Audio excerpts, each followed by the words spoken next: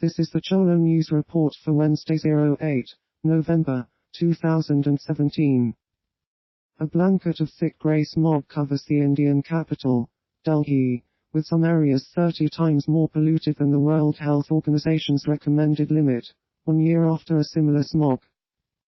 People have been posting dramatic pictures on social media, showing the extent of the problem. The levels of tiny particulate matter that enter deep into the lungs reached as high as 700 micrograms per cubic meter in some areas on Tuesday, data from the System of Air Quality Weather Forecasting and Research website shows. The IMA has also recommended that the city's half marathon, due to be held on 19 November, should be cancelled. A North Korean defector claims children are being born with deformities near North Korea's nuclear testing site. Another added, I spoke on the phone with family members I left behind there and they told me that all of the underground wells dried up after the 6th nuclear test. One person recalled, Kilju locals who made appointments in a large hospital in Pyongyang were not allowed to enter the capital after the 6th nuclear test. Saudi Arabia's Crown Prince Mohammed bin Salman accuses Iran of an act of direct military aggression by supplying missiles to rebels in Yemen. This may be considered an act of war, state media quoted the prince as telling UK Foreign Secretary Boris Johnson in a telephone conversation. Human Rights Watch said the launch of an indiscriminate missile at a predominantly civilian airport was an apparent war crime. It dismissed false and dangerous claims made by Saudi officials, and said they are against international law and the UN Charter, Mr. Qasmi added. Syria signs the Paris Agreement. This will make the United States the only country not in the Paris Agreement when they plan to leave on November 4, 2020.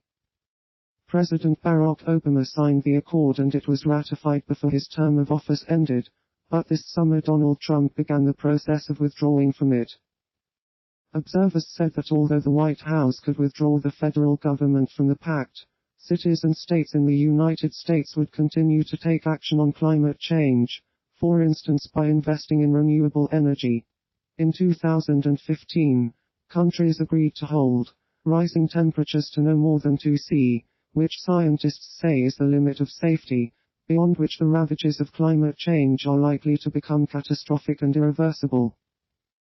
Former millionairess Chisako Keiki, a one-time millionairess dubbed the Black Widow, who tricked elderly lovers into drinking cyanide, and then pocketed millions in insurance payouts and inheritance, was sentenced to death in Japan on Tuesday. Keiki became notorious after using poison to dispatch a number of elderly men she was involved with, drawing comparisons with the spider that kills its mate after copulation. The accused made the victims drink the cyanide compound with a murderous intention in all 4 cases, Judge Eiko Nakagawa told the court, according to public broadcaster NHK. The court said she killed the men after they made her the beneficiary of life insurance policies that reportedly ran into millions of dollars.